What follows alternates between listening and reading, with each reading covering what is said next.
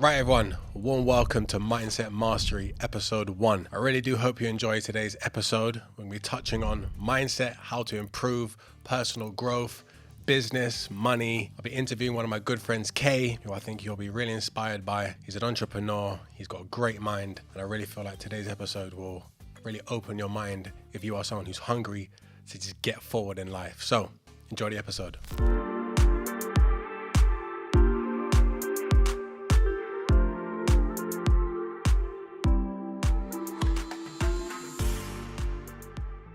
Right, everyone, welcome to episode 1 of Mindset Mastery. I got a great guest today. Good friend of mine, serial entrepreneur, a great mind. He's a writer, he's a public speaker, he does everything. And for today's first episode, I know you're going to love to hear from him. I'm talking about my friend Kaye Shatoni. What's up, my brother? You good? What up, Kaye? Good to see you, brother. You know how we do. It feels like it was only last weekend. You know, I was breaking my my 3-month sabbatical off alcohol. Yeah. And you were trying to get me fucked on some margaritas. Yeah. So we met, 2018? Yeah. Curtain Hotel. Yeah. Members Club. Absolutely. And it was a clash of sort of minds. Yeah. You know, I remember the very first conversation, just straight into, first of all, see a good-looking brother. It's like, sheesh. I'm like, listen, man, we need to break this competition down first. You know, you need to let me know when you're going to be around so I can, you know, we can just miss each other briefly, you know, so there's enough, you know. But no, it was straight in value, right? You know, I remember we got straight into talking about business and numbers and you know the world, you know, and it was just as soon as that moment happened, I was like, this is a brother right there, locked in. And I remember, I think we clicked so fast straight away, literally. And next thing you know, we're at a house party together, fucking literally. Summertime, with another group of fucking amazing people, just vibing, right? And that's what I love about that space where we met each other, which is obviously why your surroundings can impact your life straight away. Because when I joined the Curtain Hotel, I met so many like-minded people. Yeah. And straight away that just helped me grow. Yeah. Do you know what I mean? And absolutely. I could tell when I met you straight away, you had that same mindset. That's why we clicked. Yeah. I mean, there's one thing I got to say about the Curtain, that there's quite a few of us that met each other through the Curtain, that we've ended up staying friends, even though the Curtain no longer exists as a members club in the UK. You know, but and every single person that I know that I stayed in touch with knows you. Yeah. You know, which is just crazy. Like, you know, it's crazy to think about, because your members of Soul House and stuff like that, all these other places, and you don't really have the same sense of camaraderie and sort of connection that you would get. You know, yes, you meet folk and stuff like that, but in terms of just straight down, bare bones, what's up, and get to it, and then actually form a serious relationship and a friendship on the back of that. Yeah, it's just not, you know, it's crazy. But proximity is very important. Yeah. Definitely your surroundings are important. Yeah. So let's just get into like your story. I know we can already tell from your accent, you're from the United States. Bro, man, I'm Nigerian first, you know. I'm Nigerian. I was born in Nigeria, you know, moved to the States, you know, raised in England as well. You know, so my story is just one of sort of an international boy. Yeah. So you grew up before that, you was there in Africa before that? Straight, man. Where in Africa was that? Lagos, man. How was that? Lagos, Nigeria. Yeah. Bro, it's every time you move in life, it's a different experience, right? Every time you move in life is a different experience. One thing that you will always get is that whenever you move to an environment where you have to get to know people, learn things and stuff like that, you're being forced to change a specific thing about you. Yeah. But also it's just a growth. You're being forced to change and grow. What was like the culture shock for you going from Africa to America?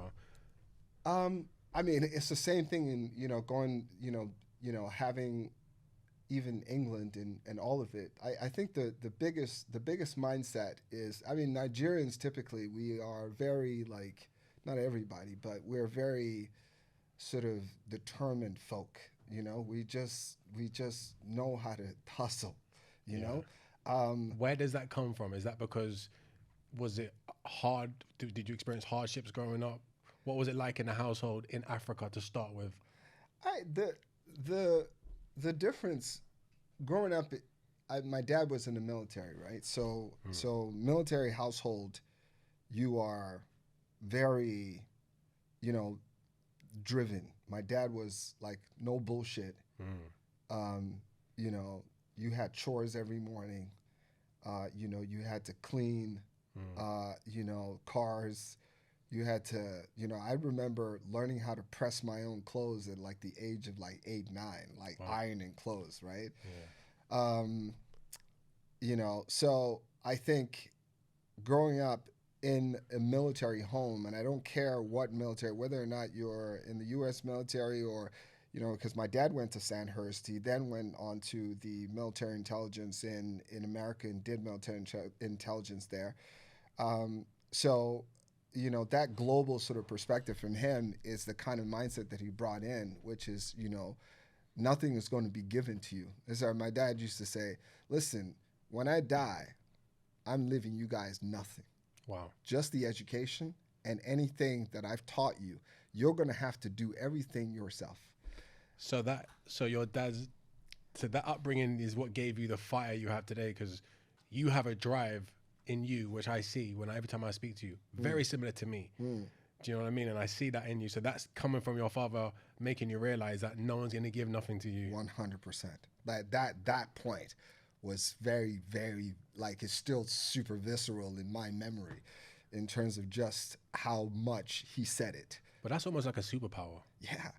Yeah, because it was there's no room to be entitled. No one's coming to save you. There's no room to be entitled, right? Everything that you're doing here is about building character. Everything that you're building here is about preserving, a future that you will ultimately achieve. But to that preservation of whatever success looks like starts from now. It's not you don't get there and then try and preserve it. The building blocks start like super early. So was you working from young? I wouldn't say I was working I was always put to work. I was always put to work. There was no such thing as lazy. So that's why you're half lazy. Okay. There's no such thing. Even I write a blog. Now and I posted on my website, but it's called Code, and it's part of the way that I operate. But D, which is Dress for Success, is something that kind of my dad also passed on to me. But what that means anyway is that if I had to leave the house and my clothes were rumpled, or I just took it out and just wore it, and he saw me, he'd be like, "Come back here. Where are you going? Leaving the house dressed like like you just came out of a hole, some shitty hole. My friend, get back inside the house." Do you know what's so funny? Because when we was out the other day in Soho House, you had about 4 people come up to you, compliment the way you dress. So it come from your dad from early. Yeah, right. That's so it's so crazy, because that was one of my dad's key thing. Like, there was a lot of different things, but that was one of my dad's key thing, was just like, show up how you. It's like, before the world gets to know who you are and understands the content and the quality that you might bring, they will judge you initially by how they see you. That's funny, because I had a drive in me from when I was super young.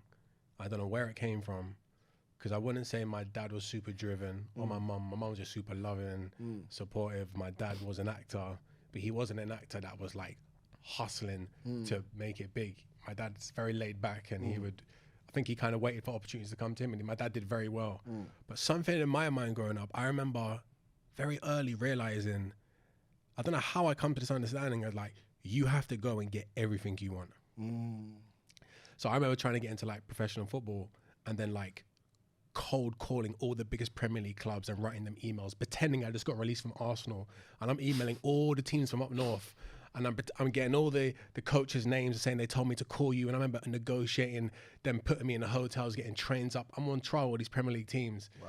Yeah, and the same thing. I just knew from early, no one's coming to fucking save you. I love that. And it's all on your own. So you had this athlete mindset. Yeah, I remember getting up 6 a.m. at 15 years old, running around the block and just dreaming I'm going to play for Manchester United. That was just in my head. I had this dream. Everyone in my school thought I was crazy.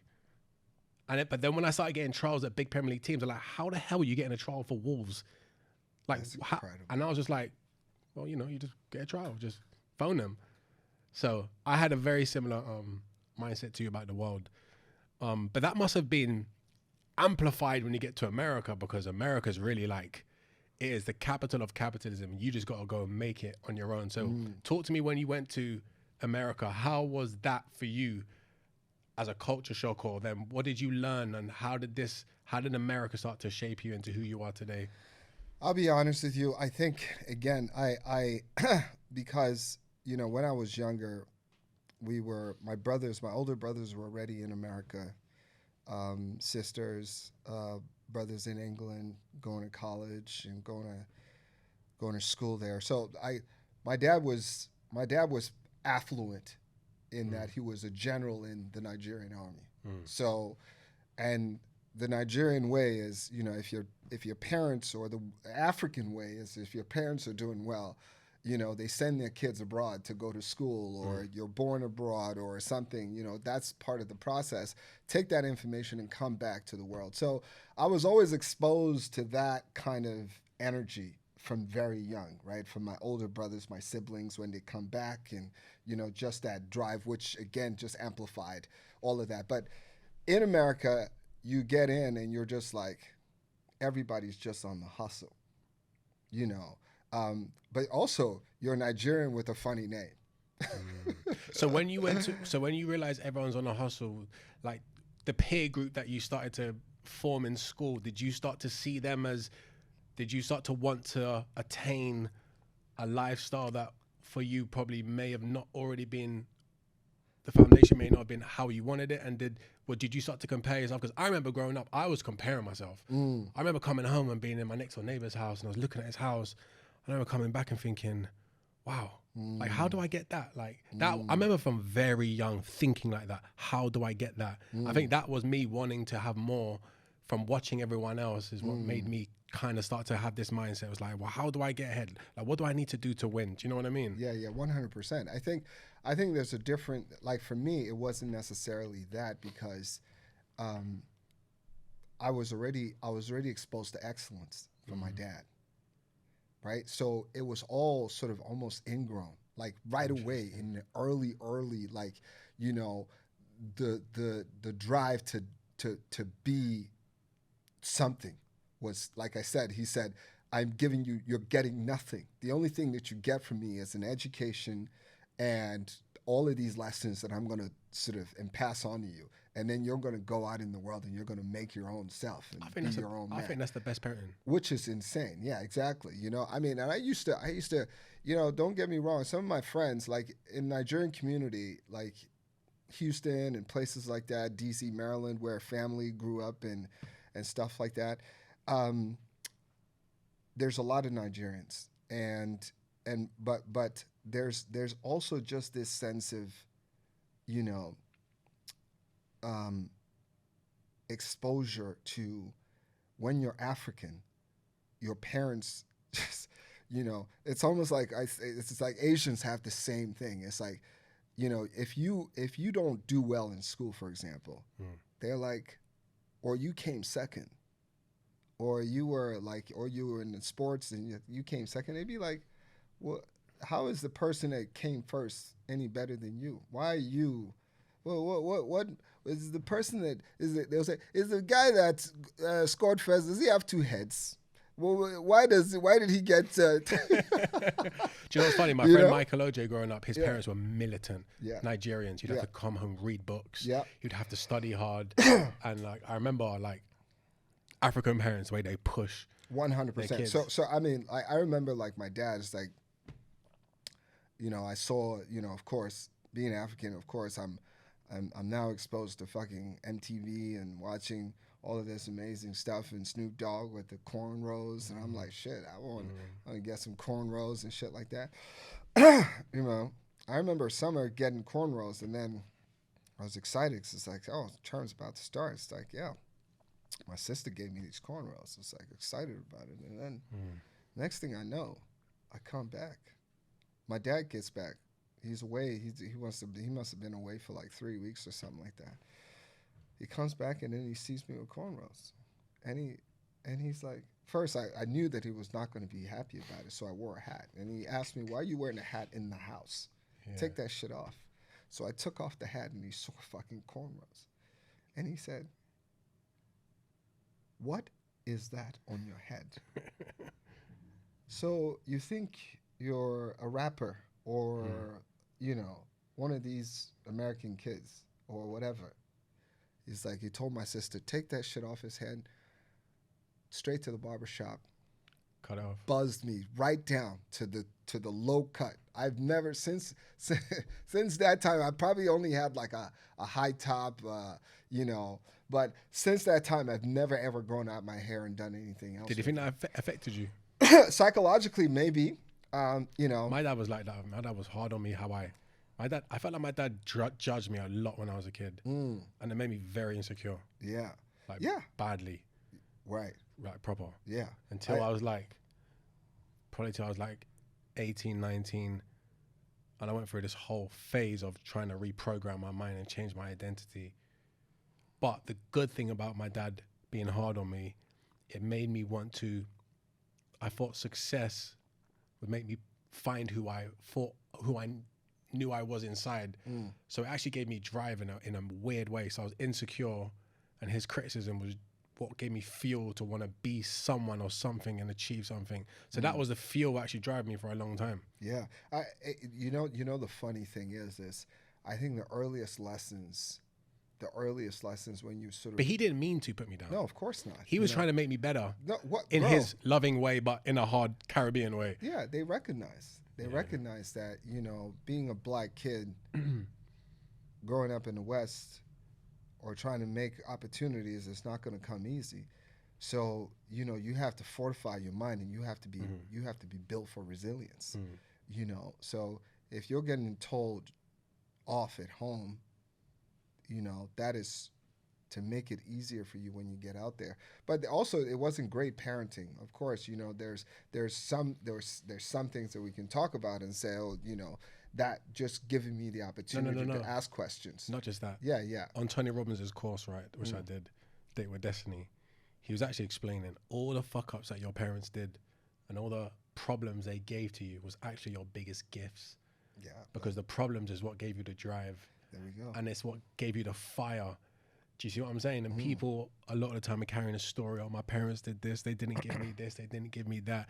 And some people didn't have nothing. Do you know what I mean? But it depends how you psychologically use it in your 100%. Head. It could be fire and fuel. It's all about or perception. You could, there you go, it's all or about self-perception. It just depends on how you interpret your internal dialogue about how, what does this mean? Do you know what I mean? And you can what does this mean? You can always use it. So the next question I want to ask you is, so what was your early view of yourself as a young man? Did you view yourself as being the man you are today? Was it like, was your view that I need to improve, I need to get better, I need to become an entrepreneur? Or was you kind of lost, finding yourself? Yeah. Because I was lost. I was lost. I was trying to become a professional footballer from 16 till 20. I was playing professional until I was like 20. Then I started playing semi-pro. But when the football was no longer my drive, I had like a 5-year period where I was just like in the abyss. Yes. But you see that for you, of course, that makes like you had a clear focus. You know, you had, which is even more powerful, but also quite dangerous in that you had a clear focus that I'm going to be an athlete. You pursued something relentlessly for over 10 years, you know, and to give that dream up is very fucking hard and somewhat heartbreaking because now you've kind of put all your, like, you were like this, especially with the mindset that you had at that time and your pops pushing you and saying all those things, you wanted to get to that point. So it's even doubly hard.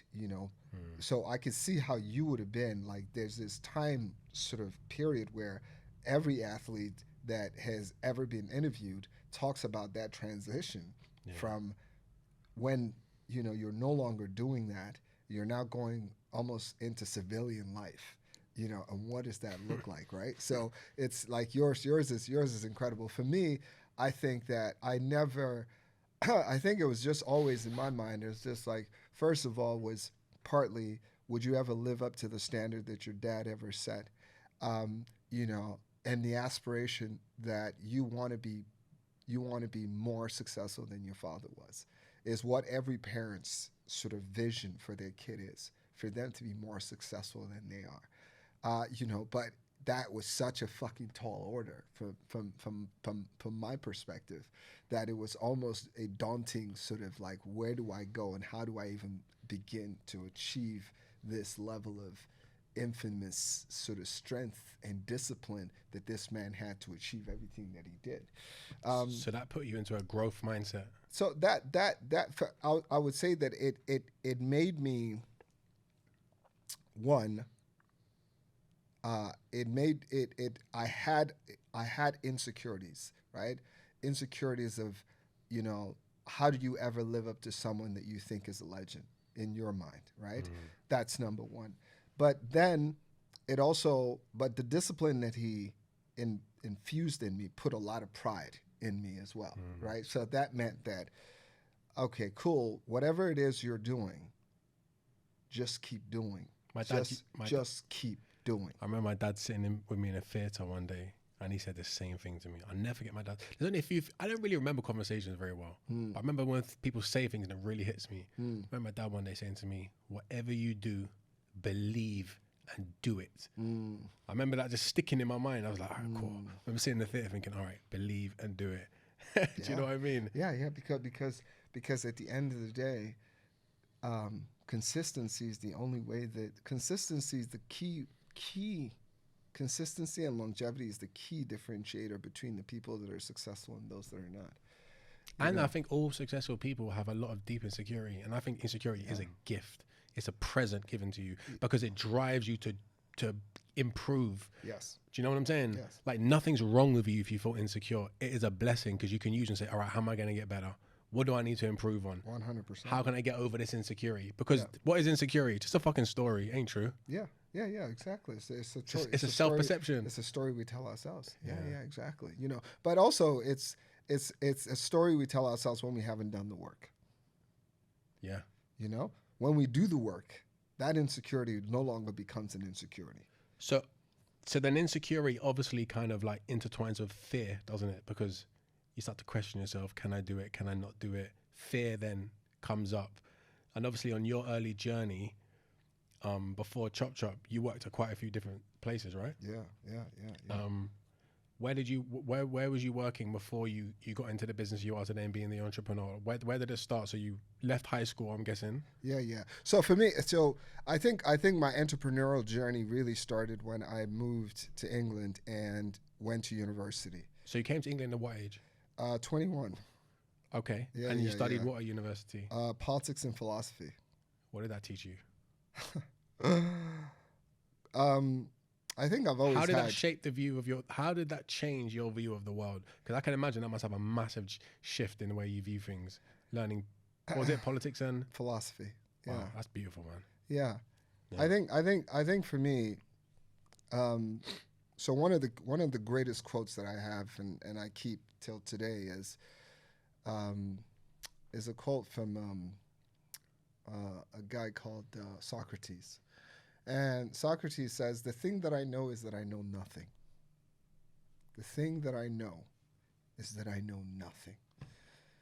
And what does that really interpret to? That means that keep searching. You got to keep asking questions. All the time. You got to keep asking questions. Just because something has been done this way for many years does not mean that it has to continue that way. So I think one of the most important things I kind of learned, at university was one through philosophy was one always question. Don't be afraid to ask why. Don't be afraid to, you know, form your own opinion about something. That's so key.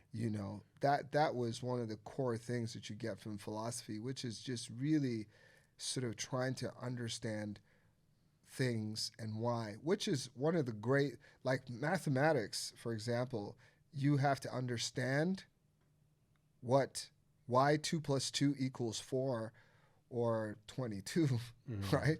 You know, you have to understand that sort of stuff. And philosophy forces you almost to do that. And I think any learning really, there's a process where you have to understand why something is the way it is for you to become or be clear, and then it sticks. To create a neural pathway, a new neural pathway where, now you have a new sort of knowledge or understanding, and this is not cramming or just hearing information and it going in one ear and coming out the other. Doesn't make sense. Or whatever, or it doesn't make sense. If it doesn't make sense, it's because you don't understand it yet.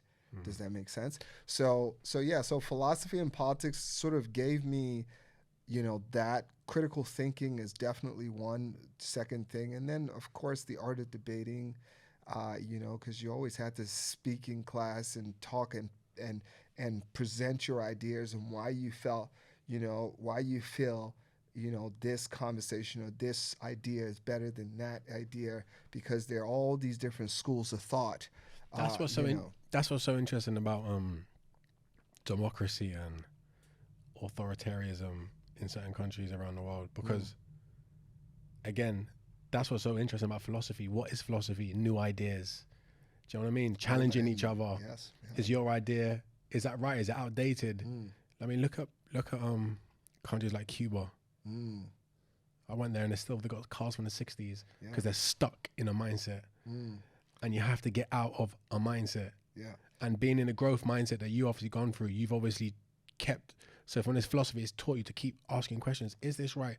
But do you know that Cuba actually has per capita the largest population of college graduates in the world? They're in terms of population, and when you look at every country in the world, Cuba has the most graduates that went to university than any other country in the world. But they never leave their country. Yeah, but that's again, the funny thing is one person's that's another thing we learned in politics is one person's hero is one person's terrorist, another person's hero, right? Because, of course, Fidel Castro and what he was doing was opposed to, what the U.S. wanted. So these are deep political international relations sort of type things. But you realize that part of what happened was the fact that Cuba has not done any better than it has is because it's been crippled for many years by sort of tariffs and trade embargoes and all these things that stop the people. But, that's another conversation for another time. But this is, again, one of the things that you kind of learn is to look at all sides at the table and come to a conclusion yourself as to what is, because, everybody has interest. But isn't it, that's why university, I guess, I didn't go to university, but I guess why it's so important, because you meet people from all over the world. Yes. And you open your mind to conversations that you would probably never have with people. Even when going to the curtain and I meet you and I meet some of the people, you have conversations and you walk away thinking, wow, like fucking hell, like he's an interesting person. Do you know what I mean? I remember going to my dad's side of the family, specifically, even my mom's super interesting the way she talks. But my dad's side of the family was politics, history, the world. And I remember going in there and watching my cousins and my uncle speaking, I'm thinking, fuck me, I'm dumb. And I would just be listening and just soaking up all this information. And that's why it's so important to just get around people that are thinking differently to you. 100%. Because it opens your mind and gets you questioning the way you view the world. Do you know what I mean? 100%. I can only imagine that's what university must have done for you massively. Yeah, hugely. I think, you're always exposed, you're always exposed to different ideas and different thoughts and different types of people. I think but the reality is that, a lot of the things, I think that universities really are supposed to be places where you actually network and create something that ultimately allows you to get ahead in life. But I think the critical thing that you got from university anyway is just the ability to critical think, and that's I think the biggest takeaway from it. Every other thing you don't really use in life. That's so yeah. I mean, Do you can you remember any specific conversations that you had with people that sparked a massive change in your mindset? um, I remember one specific conversation, but yeah, I want you to answer the yeah, question yeah. first. No, that's a great question. I mean, in terms of any specific questions, any specific conversations, um, like I said, that conversation with my dad, that again, before people get to judge the content of who you are in your heart and what your mind is and all of that stuff, they will look at you and they will say yes or no. They want to engage with you or give you access into a room, which was one of the powerful lessons that I learned in terms of just sort of from my dad saying things. Um, I think, I don't necessarily know if there are any specific conversations per se. I can't think of anyone in particular. There's one that my cousin, but I can't really remember it. I'll have to come back to you on that one. Like, because I remember, so let's say I'm in this transition. I finished playing football. I don't know what I want to do in life. I remember sitting at home with pen and paper every day, thinking about business and how can I earn my own money. I remember being poor. I remember looking out my bedroom window, looking at the sky and just feeling like lost. And I remember like some guy, I can't remember how I met the guy. I think he was a fitness instructor or something, but he was also an entrepreneur. I think I started paying to go to seminars and just hearing people speak because I just wanted to I was obsessed, like, how do I grow? How do I change? Because something inside me just felt like it wasn't enough. And I remember meeting a guy and he said to me, so I was like, what do you do? Like, how do you start a business? And all he said to me is, have you sold something? And I remember looking at him. I had never sold anything to anyone in my life at that time. And I remember thinking, no, I've never sold anything to someone. And he didn't say nothing else. And he was like, well, I've just sold this £500 package of one-to-one fitness classes that he'd given this guy. And he was basically showing me, if you want to have your own money or do something with your own life, you have to be selling something. And I remember walking away and thinking to myself, wow, my whole view of the world just shifted. And I was like, the world is full of buyers and sellers. And all you have to be in this world is someone that is selling More than you're buying. a goods or a service and adding value to someone, giving them something. Or if you don't, you're going to be a consumer. Yeah. You're going to be working for someone else to help them work. And I remember working in All Saints at the time in Notting Hill. And I remember as soon as that thought was in my head, then it was like, my whole world shifted. I love from that. one conversation. I love that. I mean, part of that is naturally because you have a sales, you probably weren't afraid of selling. A lot of people are so scared of selling, like they are so petrified by the concept of selling to people. But why? Because people have a negative connotation with selling. But Yeah. what is selling? Yeah. Selling We sell is every day. you're helping someone. You sell every day. No, but not even that. When I just bought a coffee. So that person made money because they gave me something I wanted. So if you can shift your mind and realize selling is you are helping someone solve a problem that they come to you for. So actually the transaction is you adding value. You're helping someone in life. Do you know what I mean? So I never really understood that negative connotation towards selling. It's like, you should, if I believe I've got something to help you, I should fucking make you buy, not make you buy it, but I should be like trying to show you, if you come to me, I can give you what you want. If you generally need what I can give you. But this is the difference, right? What you're talking about is you're not talking about selling now. You're not talking about selling a product. You're talking about selling value, right? Which is a different thing. The way people tend to see sales is, I'm selling a product, or I'm selling, this tangible, this thing, and it doesn't. I mean, ultimately, that's why it's important for you to believe in what you're doing. Yeah. The why why you're doing it really matters in terms of shaping how you sort of step forward into that conversation, right? You know, how many times have we sold an idea or sold a movie to a friend? Fuck me, I just fucking saw this movie. Holy shit. Man, you gotta go fucking see this show. Like, you know, you're selling the goddamn show. You know, that's you are literally selling, but that's because it impacted you and you thought, wow, this is incredible. I need to pass it on to as many people as I know so that they can sort of see it, right? You know, and that's kind of why it's so important. I mean, my entire life I've done business development, key account management, sales roles. And that was one of the key things for me, was just that I needed to understand why I was doing what I was doing. And once I got it. So you left university. So what early jobs got you into that mindset?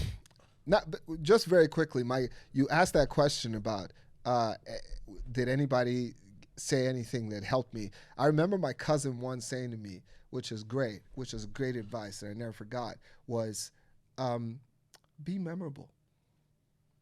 He, you know. Do you know what's funny you say that?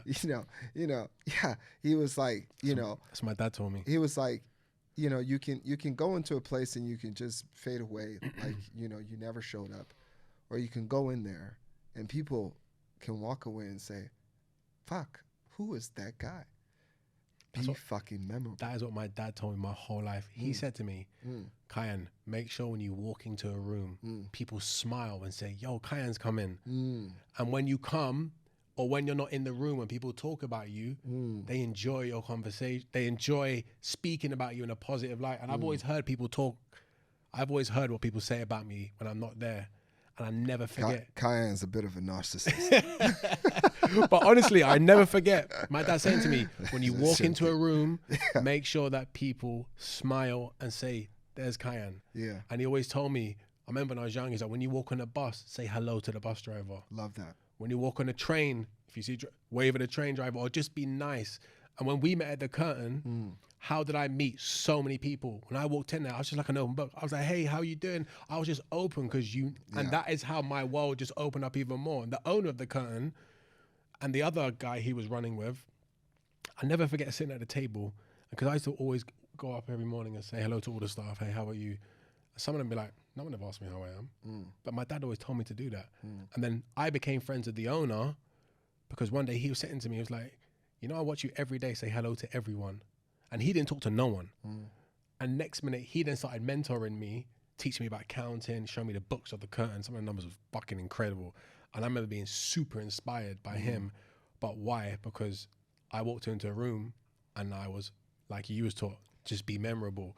And that's why I never get people who walk into a room and want to be like, feel like they're better than people, or, do you know what I mean? Like put people down or have arrogance. Like all that does is just block opportunities in life. 100%. Never think you're better than anyone. Treat everyone with respect, because you never know who someone is and what door they can open for you. Do you know what I mean? Yeah. There's a concept from Malcolm Gladwell called tipping point.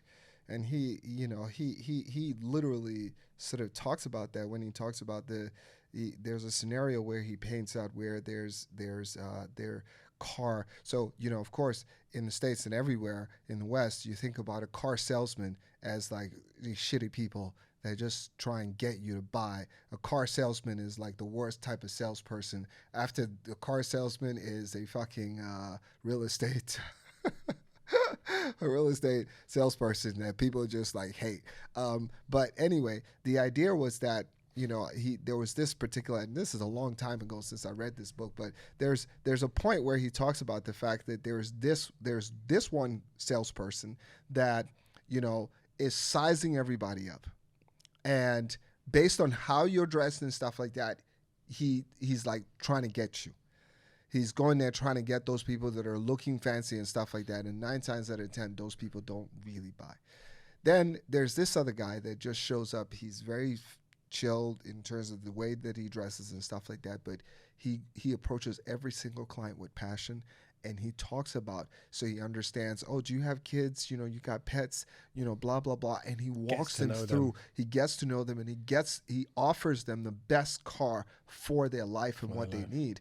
And the difference between that person and this other person that's just like really sort of looking at a person from one perspective, is that person was so much more successful because he didn't judge. And guess what? 9 times out of 10, some of the people that came in that looked scruffy or whatever actually were the ones that ended up buying and driving off the car lot. Was he the best car salesman in America? No, I don't know. I watched something on YouTube recently about a guy who was the best car salesman in America. Right. And there was like, what is your secret? And do you know what secret was? Exactly what you just said. It's possible. He would tell people, no. Let's say someone wanted to buy Ferrari, but they told him what they wanted. He would tell them, don't buy the Ferrari. He would tell them, buy this car, which is cheaper. You'll save money. It's more to do with what you want. And because people looked at him was like, wow, you're actually trying to you're trying to give me what I need. They would end up coming to him buying 3-4 cars. And it wasn't him selling. It was making him make sure that whatever he gave them was value for what they needed. Value. I'll give you another moment. How many times have you been in a restaurant where the waiter or the waitress comes to you and you're there? I'm going to be your waitress for the day, blah, blah, blah. And then says, okay, great. Have you been here before? No. Okay, cool. Let me talk you through the menu and stuff like that. As they walk you through the different things and you're trying to order certain things, they say to you, I wouldn't have that. That's not like, let me recommend something else on the menu that I'm sure that you'll like. And you're like, ooh, because they kind of recognize you think that you now have something that nobody else has, which is, you know what? Maybe they don't make this stuff as nice in this restaurant, but this other stuff, they make it really well, right? And he wants me to have the best experience here. So he recommends, and sometimes it's cheaper because we are so conditioned into thinking that the most expensive thing on the menu is actually the nicest thing on the menu, which is not, right? Yeah. It's so crazy. But yeah, it's down to that point where, you just recognize that at the end of the day, just that very point that you're talking about, going around and just being a human being rather than just judging people or coming in with a bravado.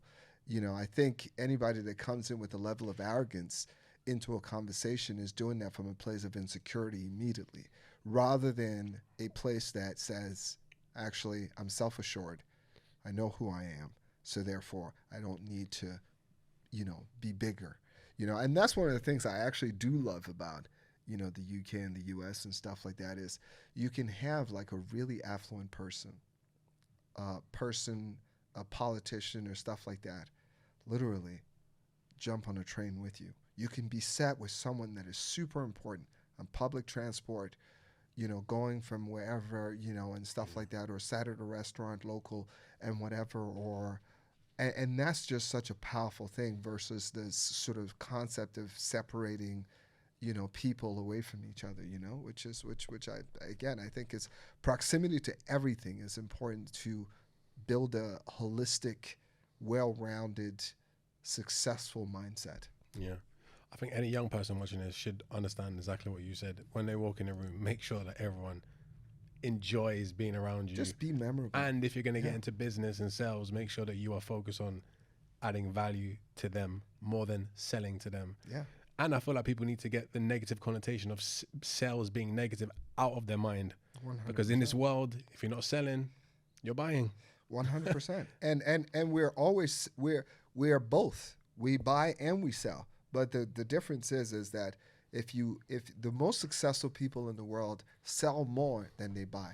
It's just that simple. Should I tell you my philosophy on life that I've kind of come to understand now?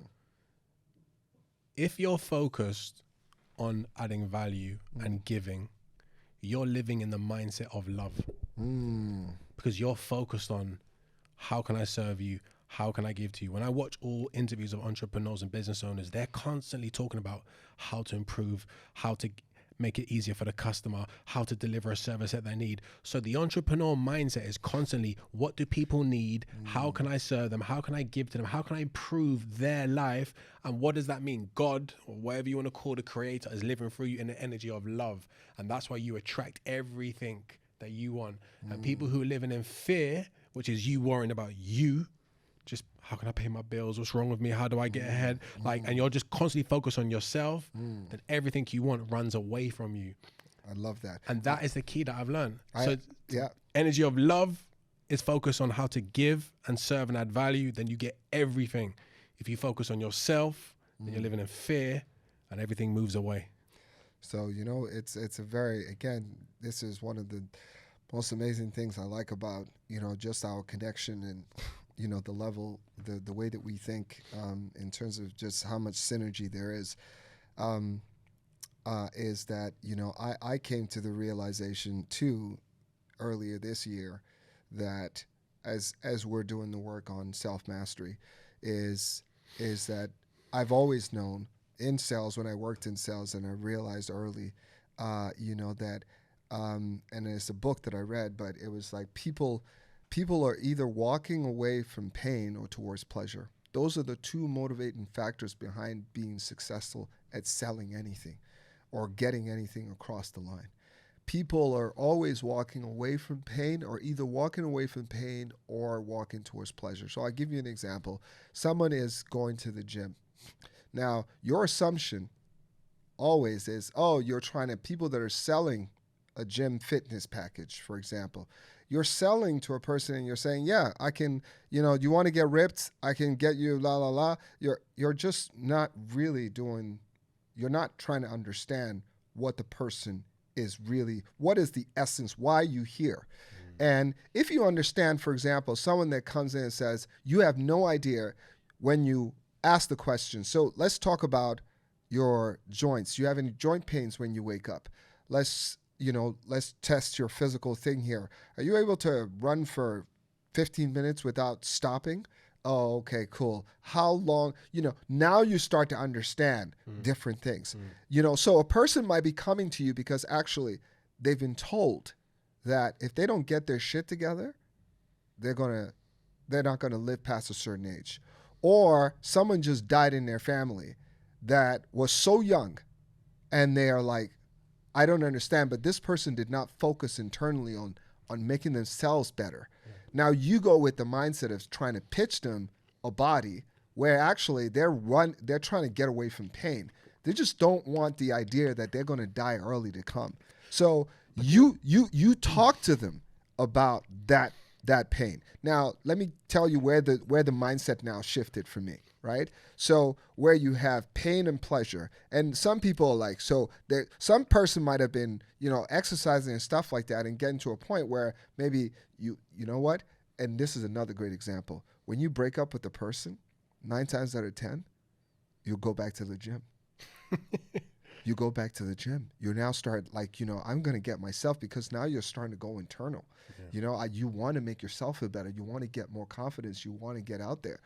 So this person actually is technically running away from the pain of that situation, but seeking pleasure, right? So, but then you realize, and I realized that actually both places, pain, if you're running away from pain, that is an insecurity and fear. You're led by fear, as you pointed out. Yeah. If you're running towards pleasure, it's more ego, and it's like, and don't get me wrong, ego has a place, 100%. Fear has a place. They both have a place. But the one piece, the center, which is above all, is love. And if you, instead of thinking about pain or pleasure and thought about, you know what, I'm pouring love into my body. I am committing to self-love by this process. It is such a higher place to come in from. And it's the same thing with every decision that you're making. If you ask yourself, am I doing this from a place of either scarcity, which is fear, or am I doing this from a place of ego because I'm like, see me, that's my chimp going crazy? Or am I coming at this, or do I need to come at this from a place of love? Do you know what's so interesting you said that? So what I've learned about pain and pleasure. So, for an example, what we link pain and pleasure to determines our behaviors. So someone may view failure as being painful, right? So they don't take risks. Another person frames failure, not taking risks as being painful because they're never going to get the life that they want to experience, right? So two people may have an idea. One person doesn't take action because he's got a belief that failure equals pain. Another person has a belief that no action and staying the same is pain. And then he goes forward and then takes risks and understands that, for an example, okay, failure is just learning. If I fail, I'm going to learn. And then you keep moving forward, right? So I learned myself psychologically that the only way to do things that you don't want to do, like who really wants to go to the gym and lift weights, is painful. It hurts. It's not pleasurable. But what's on the other side? You feel good. You get stronger. You live longer. And that's what I realized about pain and pleasure.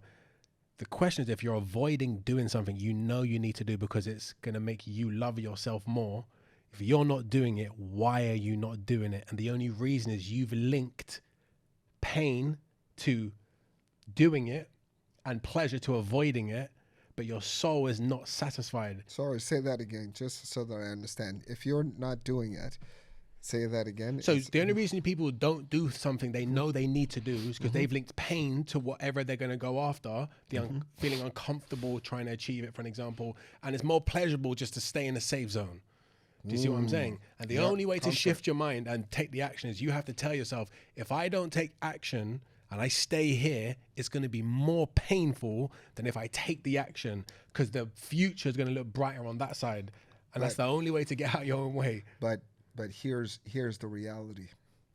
And this is something fundamental about just what inertia is the devil that you know is better than the angel that you don't. Yeah, fucking that's true. Right? The reason why people stay in their comfort zone is that actually sitting and recognizing, I mean, you think about it all the time.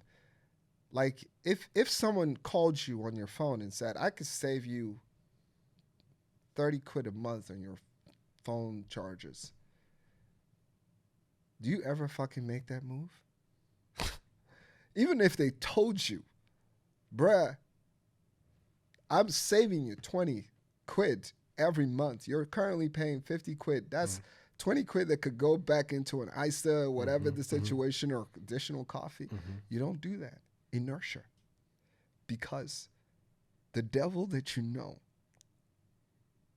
is safer than the angel that you don't know. Right? And that's why one of those things, when you talk about the fact that people are, you know, one person sees one thing the other way versus this, I think it's even so much more complex and nuanced than that. But then, okay, so how did I manage to start to make change? I read The Chimp Paradox. Did you read that book? Yes. Because you talk about the chimp, right? Yeah. I read so many mindful books. And my biggest shift came from when I started to understand, oh, I'm not my thoughts. I'm not the voice in my head. I'm not the story that I keep telling myself. So who am I? Oh, I'm a consciousness that's aware of all this stuff in the background, which is how I can catch myself thinking. Now it's like, oh, that's just the chimp talking. That's just the conditioned thoughts that I believe. So it's just running on the loop constantly. Do you know what I mean? And now that's the devil that you're used to. Funny, remember Max, who's in Bali, what was they talking about? The celebration about the devil. They were celebrating that we all have a devil in us. Do you see what I'm saying? Yeah. And then like some people get so conditioned to believing that devil that they can never break out of it because they believe that's who they are. And it's not fucking true. Yeah, listen, you know, that's one of the things I told you in the lobby when we talk about just like, you know, living a conscious mindset or choosing success is not.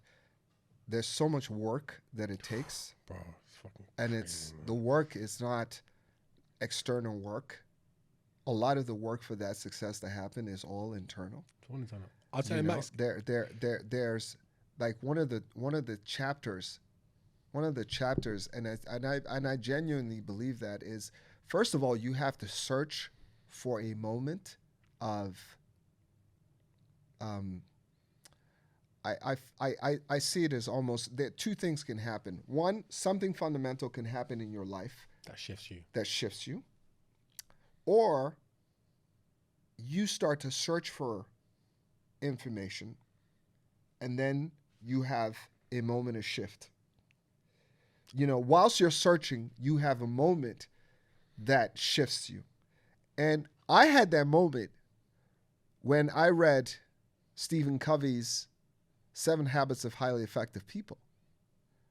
And it was the permission that he gave me to say, focus on the things that are within your sphere of control. That was such a fucking liberating message. Do you know why I resonate with that? When I started to understand if you can only control what's in your influence of control or your sphere of control, I used to always worry about what people thought about me. And then I started to realize, hold on, can I even read the thoughts of other people? No. Can I control what other people think about me? No. Will I ever know what people think about me? No. Then I started to ask myself, when I have an opinion on someone, how long does that opinion last for? 5 seconds, 10 seconds? Then I'm back in my own world with my own problems. And I don't wake up the next morning thinking, who does that person think he's on Instagram for his reel? Is he trying to be someone? Who does he think he's trying to become or achieve? And I realized this internal chimp in your head that's making you feel like, oh, what's everyone thinking? What's the opinion of other people? It's all fucking made up, because the truth is no one cares. No one cares about you. I'll be honest with you. And that is the most liberating thing. No one cares. It's so liberating. I think for me, probably one of the biggest, I wouldn't even, I think for me, I was just always worried about what I wasn't going to be. And when you're worried about things that you haven't even accomplished because you're constantly trying to chase, you're not focused on the present and the journey. You're not focused on and it crystallizes your thoughts. For me, it was like, okay, focus on the things within my sphere of control. What does that actually fucking mean? So I'm like, okay. What can you do? Yes. What action can you take? Every single day. What does Tony Robbins say? Focus on what you can control, focus on what you can do, and focus on what action you can take. The three the 3 pillars he talks about. If you focus on those 3 things every day, you will always move forward. If you focus on what someone else is going to think, what if I go over here and then the deal doesn't come through? Well, you can't control that. That's 100%. I remember just literally saying, all right, cool. I broke it down so down to the point where I was like, okay, cool. You know what I can do? I can force myself to read books and continue to learn and grow every year. I can do that. Okay. I can take my health and fitness into my own hands, because I know that when I continue to do this physically, mentally, it puts me and gets me into a sharp frame of mind. And every successful person that I've ever seen and respected had a great sort of physical routine that they did. They got up early. They went and poured into themselves first. Then they got out in the world and identified the things that they wanted to win in that particular week or day or whatever. And they tick those things off in every single day. It's the ripple that becomes the wave that becomes the tsunami. It is not, there's no such thing as an earthquake that creates a tsunami right away. Build momentum. You have to build the momentum. What is your morning routine? Oh man, that's a great question. I wake up first thing and gratitude immediately. Gratitude. That's the key, man. I've been doing that. Gratitude. It's funny because when I was filming with Max in Bali, I said to him, every time I woke up and I did my gratitude and we started filming, it's like the words just flowed out my mouth, like with rhythm. Am I lying, Max? And as soon as I didn't do my morning routine of gratitude, nothing is going the way, like my spirit doesn't move. Yeah. So gratitude first. Gratitude. And what do you talk to the people about your process of gratitude? Like, what do you say thank you for? Everything. Just the fact that I woke up this morning again is another blessing. I look out the window. I'm like, if it's sunny, if it's not, I'm like, that I'm able to see what's happening in the world. Yeah. That I'm able to hear. Thank you for the lessons that I'm going to learn today, because I know, because I'm constantly working on self and pursuing a quantum leap, that I'm going to be faced with different things and different lessons, but thank you for the lessons that I'm about to receive. I start doing mobility work, so just little stretches and stuff like that. Again, just thanking God for the fact that I was able to get out of bed pain-free, do those things, right? Just the little things I'm thankful for. And how much do you feel your energy shift when you start saying thank you? When I wake up in the morning, the first thing I say when I start doing my morning routine in my gratitude, I start thanking the higher power just for the basics. I say thank you that you created this universe. Thank you for the sun. I say thank you for the water. Thank you for the air that I breathe. Thank you that you feed me every day. Thank you that my heart beats and my blood moves and I'm not even in control of that. Bro, you have a deep interest in loving me so much that if I cut my skin, you'll heal me and I'm not even aware of it. That's how much you love me. Then I go through having a business, family, traveling. I say thank you for everything. By the time I get to the end of that gratitude, I am vibrating on a high frequency. Love that. Do you know what I mean? Absolutely love that. And since I started doing that in 2014, 15, that is when my life went from being like stuck in limbo, like I told you, to doing this and just going like that. Ever since I started doing gratitude. God is good. You gotta, recognizing that. Because what are you focused on if you don't do it?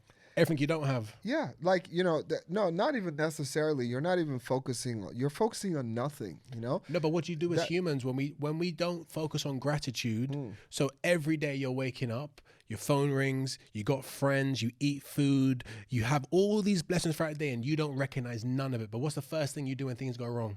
Yeah, you focus on the things that you moan don't have. And you complain. Yeah. But that's what I mean. Like just for me, I think it's the framing. This is why I say it's a daily practice. Yeah. You can get up. There are a lot of people that get up and don't do gratitude, but just get up and just go. But what happens is they get up and go. They get up and just go and just go and be about life, which is fair enough. But it's not. When you start, of course, when you start with just, like you said, when you start with the recognition that actually, you know what? I am part of a cosmos of energy, and I have a physical vessel, this body, but it's the spirit and the consciousness that is above all supreme, and you recognize that, then okay, great, this is it sets you. Like I say, for me, I'm always trying to be as close as possible to my God mode. Your God mode is recognizing and being in alignment with a higher consciousness, and a higher consciousness, whatever you know or don't know, and understanding that, right, what I don't know, but what I do know, I can give gratitude for and start from that point. And then I go to the gym and I exercise and pour back into this vessel that is going to take me through this journey called life, by keeping it healthy, by pushing it, by making it stronger, and then, okay, great. Now I'm like, okay, I open up my phone and I let the world start taking pieces of me. But I'm already full. My cup is already full. You have to, before you let the emails come in, the text messages, you got to put your phone aside, prime yourself for the day, then let all that come in. Because one email that is not what you want to hear, or a text, there you go, boom, you're done. Your day will just derail. It triggers 100%. Yeah. So it's very fucking powerful in that. Yeah, just that mindset. It's like I say it all the time, like, when before Usain Bolt ran sub 10 seconds, Michael Johnson had the record for 200-meter sprint just at 10 seconds for over 10 years. Nobody could break it. He believed it, though. And then Usain Bolt came Broke it. and broke it. How many people broke it since? How many fucking people broke That's it? the 1 minute mile. Because That's this the 1 minute mile. bro. No one had ever done a 1 minute mile. As soon as one person did it, people believe, oh, I can do it. Boom. Thousands of people done it. Unlocks. It just unlocked. So what does that teach you about life then? Bro, this is what I'm telling you. It's not the limitations that we set On ourselves. That's what it is. Like it's a belief. there's a belief, there's a consciousness. This is one of the reasons why I love the Matrix. When he tells Neo, don't think you're fast. Know you're fast. Yeah, right? Yeah. You know, and it's almost that kind of, you know, that duality and that play that we constantly play with each other. But don't get me wrong. On the other side of that sort of challenge, I got to turn this phone off. Sorry. Okay. On the other side of that challenge is, or that success is the hard work. It doesn't fucking happen by chance. It really does not happen by chance, right? It's not like. Do you ask for specific, when you're praying, how do you manifest? What's your process? Do you ask, do you write it down? Do you ask for what you want? And say thank you in advance. That's what I've learned to do. Like, say thank you and ask specifically for what you want as if it's already done. But the only thing is that after you do that, then it's about, can you manage your mind? Because then your mind's gonna throw doubt in it. That's what the mind does. Yeah. Even when you're trying to think big, like right now, you're opening up we're gonna get onto your business in a second, but like, even with opening new shops, I bet I know you're fighting your chimp constantly. It's like, can we expand? Can we grow? And you're like, yes, I can. And it's like, what if it doesn't work? You know, I don't give a fuck if it doesn't work. I'm still going to do it. That's the battle, isn't it? It's like, you know who you are. And I tell anyone, you need to read books, especially self-help books. You know, when I hear people talk they read a lot of fiction books. I'm just looking at them like, nothing wrong with that to me personally, but I'm just like, why would you waste your time on a fiction book? It's escapism. You know, like, and read a book that makes you look at yourself and be like, wow, but challenging my thoughts, challenging my beliefs, challenging who I think I am. What's my story? What is the world? What is this place? How did this all get here? Do you know what I'm saying? Yeah, listen, I get it. This is one of the reasons why, like, you know, honestly, one of the things I've recognized that whilst you're doing this work, it's so important for you to just let people be. I recognize one of the things, it's like one of the major game changers in my life from the end of December last year, which is just another phase, because I've always been, as soon as I got that unlock, I was focused on the things within your sphere of control. I got another unlock that is almost the same message, but it told differently, which is a poem by Rumi, where he literally just says, don't try and change the world, change yourself. Don't try and change the world, change yourself. Do you know what's interesting? Right? Yeah. The world and things are going to happen irrespective of the way that you view it. You know, when Maya Angelou says, when a person tells you who they are the first time, believe them. That's another way to say, don't try and change the world, change yourself. Stop projecting hopes and aspirations onto people that are not ready for it. Everyone's different by nature. Everyone's the most amazing thing that you can do is live with that purpose. Bro, the amount of times that I've told people about, come with me on a journey, do something, blah, blah, blah, they don't do it. I go ahead and do it. They see it. Then they want to come on that journey. I'm like, people follow by example. Once you start to lead, the idea is that as soon as they start to see it, it start like the same Usain Bolt situation. Once you unlock, the people around you now see, shit, this is actually possible. And some people, and the craziest thing is that when you do start to try to grow and try to expand and try to do new things, you're going to just naturally fall away from quite a lot of people, because you realize they're not on the same journey as you, and that's okay.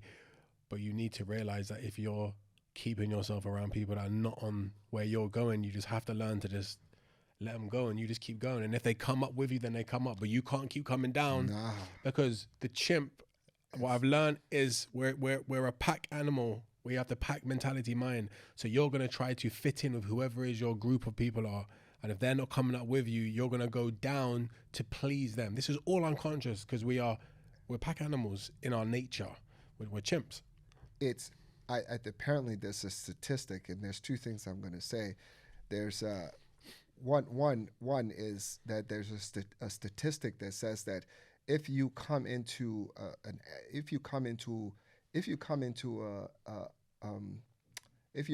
focused on excellence and you come into a mediocre place, or you're mediocre and go into a space that's based on excellence, the time it takes for you to drop to mediocrity is faster, 30% faster than the time it takes for you to go up to success. Does that make sense? Which means, dumbing down yourself is such a quicker, you go down quicker than you come up. Of course, we know what that it's almost like thinking about sort of gravity.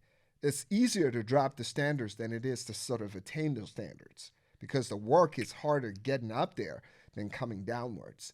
That's number one. The number two, what was I going to say? Number two is where Tyler Perry talks about the fact that he says, when you get to a certain altitude, not a lot of people can come with you. There's a reason why rocket boosters let go at some point. They don't go beyond a certain altitude. Mm-hmm. There's a reason why some birds can't go beyond a certain altitude. Why the eagle can go beyond a certain altitude. It just and we're all species of birds, for example, right? But not every bird has the capacity to do those things. We're not all created equal. We might be created equal, but those that choose to say, I'm choosing a path of enlightenment and the path of self-mastery and the path of growth and the path of not making excuses for myself, but recognizing that the world is going to do what the world does, but I can tell myself a different story and work from that point. Yeah. Then you just are operating in a different perspective. But it's a daily, because first there's a shit ton of unlearning. There's a shit ton of shit that you have to unlearn. And every fucking day you will be tested. This is why I completely stopped watching the news. Because I started realizing, hold on, if I'm watching this every day, this is just negative. Put me in a low frequency, fearful state. Do you know what I mean? And anyone now who comes around me, if you talk negative about life, sorry man, I'm not entertaining your conversation or being around you for longer than a short period of time. So now we understand your growth mindset. So now we want to lead you onto your business. I need to talk to you about, your mind and stuff like that, because it's a great conversation. Yeah.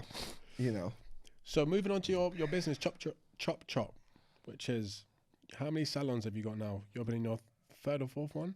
Yeah. So this is technically. So I'll be honest with you. This is probably it's crazy. This is probably my 10th store opening, but 4 stores. But this is in 7 years, there's just been a roller coaster of different things that have been done to get to this point. But yeah, I would say this is my Camden. We're just moving from a smaller location to a much bigger location with a bigger sort of vision for what it looks like and feels like. And how did you come up with the idea of starting a hair salon? And I know you didn't have any experience in that industry, did you? Yeah, no. Again, studied politics and philosophy. I thought I was going to go into politics, to be honest with you. How did the idea come about? Because your dad getting onto you when he's a kid about your hair? I was like, I'm going to take my chin back. I'll be honest with you. Here's something that I've never really said out loud, but I was almost worried as well, because Nigerian and African folk, especially my dad being as educated as he was and as disciplined and successful as he was when he was younger at a certain age and whatever the time, towards the end of his life, he lost a lot of it. He lost almost everything, which is a bit of a shame, but he still had quite a lot. But one of the things I felt somewhat, if this was just a salon chain or stuff like that, I would never fuck with it. Absolutely not. Because there's something about wanting more for yourself and being challenged in a space that is a lot more. I came from a world of sort of renewable technology, big energy projects. I was talking to Fortune 100 to Fortune 500 company CEOs about multi-million pound projects. I was not, I was at C-suite level speaking on big stages where fucking the founder or the CEO of Philip, the Williams car racing CEO is there, chief exec of Philips electrical companies is there, UK, blah, blah, blah, this, and that. And I'd be the only black man in a room where every other person that is black is serving. So for me, the mindset was not coming into an industry because I want to do hair. The mindset was, why is there so much separation and discrimination in the industry? What industry? The hair industry. Interesting. And you wanted to change that? Yeah. Yeah. So you wanted to disrupt the industry? Yeah. Initially, initially the idea was just a technology.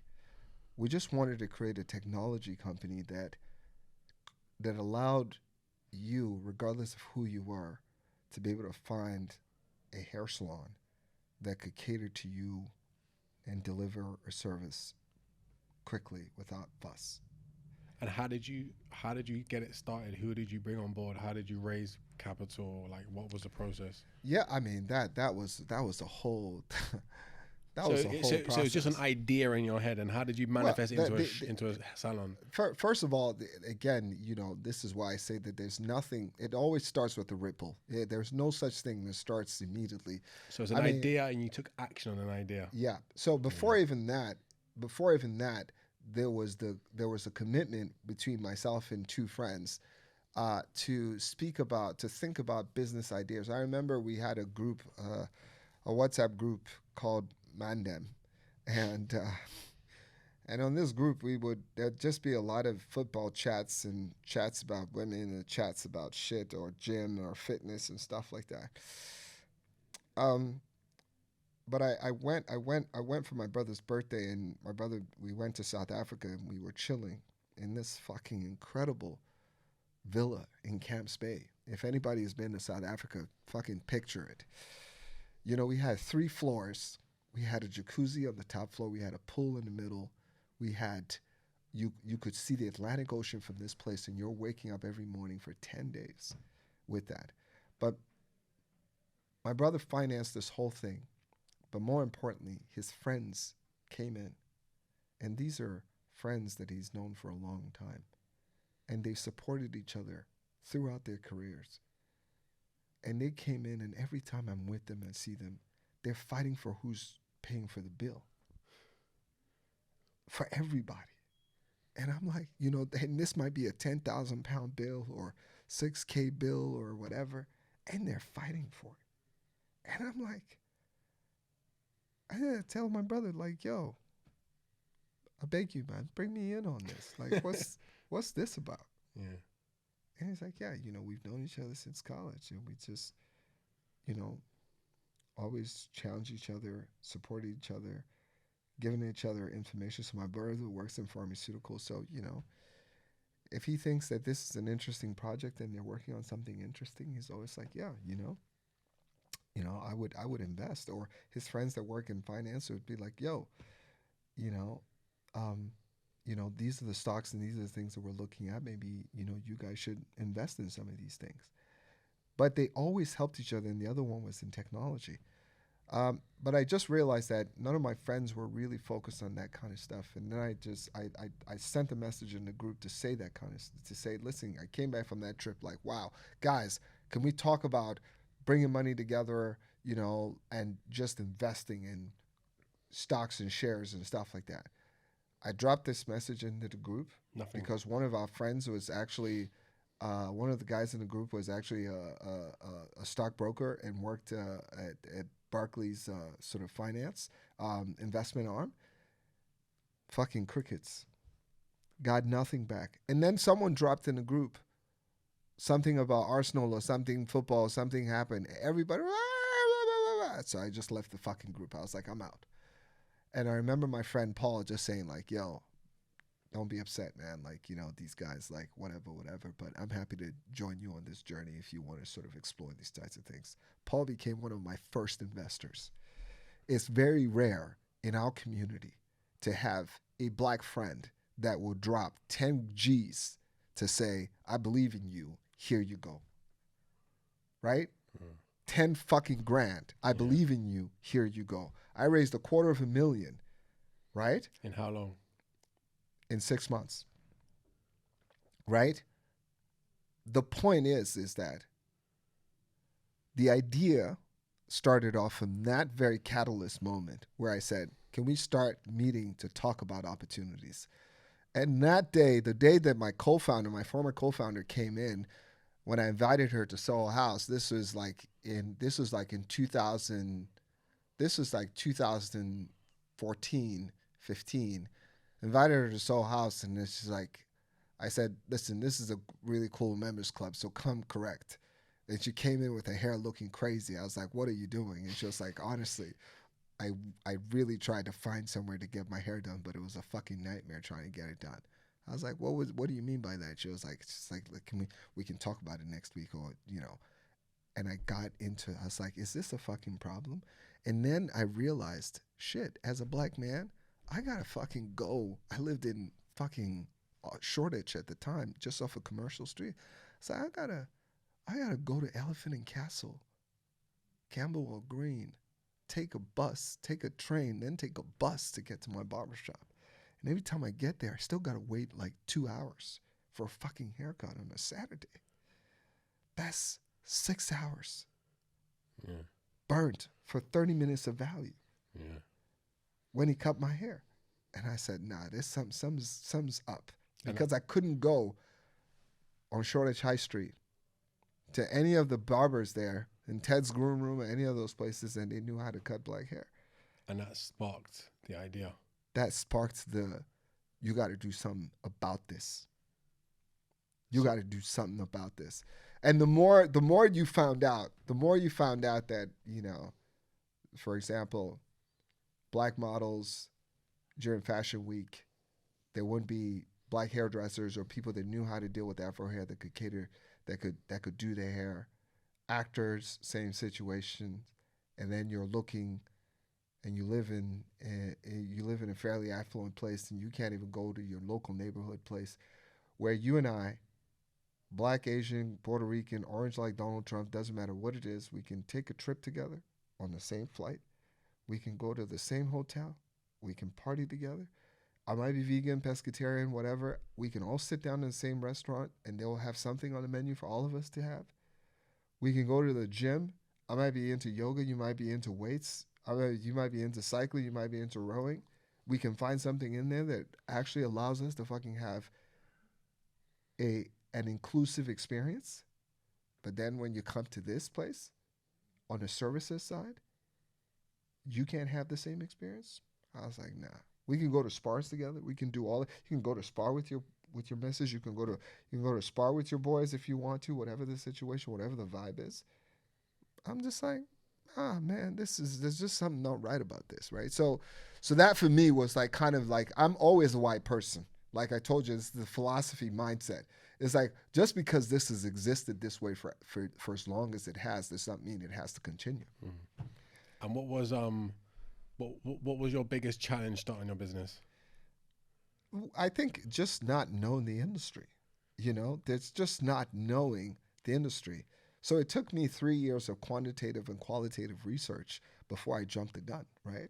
I did a lot of research with my co-founder, wrote a business plan, did so much that by the time we were talking to investors were like, you guys have done this? Like, they were fucking surprised because it felt like we had just gone leap years ahead of whatever they had seen, you know? We put forecasts together, we had all those things, but that was because also I was just surrounded by people that were about excellence. My friend Paul is a genius at what he does. But even with me, when I jumped into my business of learning how to trade and helping other people on my own journey and stuff, I didn't know nothing about business. I had no idea about business. Right. But the truth is, you don't need to know anything about business. You just have to have an idea and just act on it and just have the courage and the belief that I'm going to make this happen, and then things just start somehow falling into place. It's a very, like we talked about mindfulness and believing in your higher power. It's true. When you put your energy behind, I want to do something, you don't need to know how it's going to happen. That's the secret to life. You let go and you just move forward and you say, right, this is what I'm doing. Like my dad said, soon as you say you're going to do something, go ahead and do it and believe it's going to happen. And then suddenly situations, circumstances, coincidences, synchronicities, opportunities, blessings, good fortune, things you can't even explain. And then you start to look at life and you start to say, this is how life works. I put the idea out. I believe it's going to happen. Then things just start moving and happening. Do you know what I'm saying? I got it. Listen, 100%. And I got to ask you a question, which is an important question, which is how did you know the path of trading was going to be yours, right? But before I go into that, I just want to say that again, it's so important to say that you just didn't believe. It wasn't, the belief is the initiation. The belief is just like, I dreamt, I woke up, I think I should do this. Okay, I'm going to go do it. But you didn't just say, okay, I'm going to go do it. You started reading about it. You started all those self-help books that you were reading and all those books that you were spending your time doing. That's all conditioning and getting your mind ready for something that you were trying to get to. So I think that part is super important. Mine was a painful experience. I was dating a girl, 24. She went to travel into Bali. I went to go meet her. I planned this 2-week trip. I just had enough to pay for the flight. I was working, doing some sports job. Just had no money. Got rejected on the flight because I had under 6 months in my passport. You can't go outside of Europe. And I couldn't get another flight. And I had to tell her that she had to stay there for 2 weeks more. And I couldn't come. And I remember getting on the train. I remember crying with anger. That why is my life like this? And I remember I made a decision in my mind. I was like, I'm going to do something. I'm never going to go through this again. And my dad told me, I went to his house and I said to him, I'm never going to work for someone else again. And I didn't understand what was going to happen, but I made a decision in my mind. Then my dad took me to the Caribbean. I ended up staying at a guy's house called Brian Lara, this massive cricket player, because he put on these big parties during Carnival Caribbean in Trinidad. And then I saw this guy living in a mansion. I was in his house and my mind just like blew open. And I remember being in, and I come back, I was like, I'm done. I came back, I moved out my mum's house. I slept on my friend's living room floor because I needed to just get away from my house and just open my mind. And I remember it was just like this weird journey of I was like, I'm going to do something. There's this internal dialogue. Then I remember like saw some guy on Instagram talk about trading. He looked like he was living the life I wanted to live. I bought a course on a credit card. I had no money. The course was a bullshit scam course. It was bullshit. But because it was more, then I started because I'm very determined. I was like, no, I need to learn this. I need to figure this out. Then it just took me down this rabbit hole of just trying to figure out like, what is trading? How do you make money in the markets? Then it was like, then I started to really learn, wow, the markets is actually how the world works. So then I was really into it. Because then I'm starting to watch like Bloomberg and listening to these people and they're talking about interest rates, the money supply. And I remember being like, this is fucking amazing. And then that's how I just started. And then all I started doing was just sharing on social media. Just as I was learning, I was sharing it. Then my following just started growing. And I started saying, like, I think I started a Telegram channel, and I was like to people, come to my Telegram channel. And then I was like, fucking, let me just do a subscription. And honestly, it happened so naturally. Like, I didn't have this big business plan. I love that. And then I had a business. Was there when you decided, shit, like, okay, so first of all, I think it's amazing that you got scammed on the first time that you attempted to fucking try and do learn something about something, and actually you didn't let that dishearten you. No. But I didn't know I got scammed, because I thought when people start trading, they learn this really pathetic way of investing, which is like looking at charts and patterns on charts and thinking you can make investments based on that, which is amateur. It's what retail traders do. And it wasn't until like 3 years later, I had this big Telegram group where I was practicing, trying to like get good. You'd win some trades, sometimes you'd lose some trades. Then I wanted to trade Brexit, and I got the guys in the group to give me like £25,000, and I was like, I'm going to trade Brexit, and I lost everything. I lost all of the money, and it wasn't even my own money. I remember my stomach sinking, and then I remember like watching Bloomberg, and then like hearing them talk about why the pound crashed and when we voted to leave the EU. Shit. And then I started realizing, holy shit, why are all these investment bankers and hedge funds talking about a complete different way of investing? They're all talking about the fundamentals of what was driving the markets. And that's when I realized, I was like, oh my God, I've been learning the wrong thing the whole time. Fuck. Then I was like, hold on, which retail traders are talking about macroeconomics and fundamentals? None of them. That's crazy. And then apart from Ray Dalios, the Ray Dalios of the world that give you that perspective. Then I started hunting for this information, and then obviously coupled with prayer and asking God to give me the right information, the right education. Then I decided finding all the right information and education. Then I started seeing results, and then I started to really like grow my business and scale. Then I had thousands of people coming on board and like joining my memberships and stuff, which is incredible. But the point I want to go to is that when you want to start something, you're never ready. Ever. You just fucking start. Yeah. You don't need to be ready. Yeah. You're never. That's the key. You're never ready. There's no such thing as I'm ready. You start today, now, and you just get the ball rolling. What's 3 things I can do to start moving this?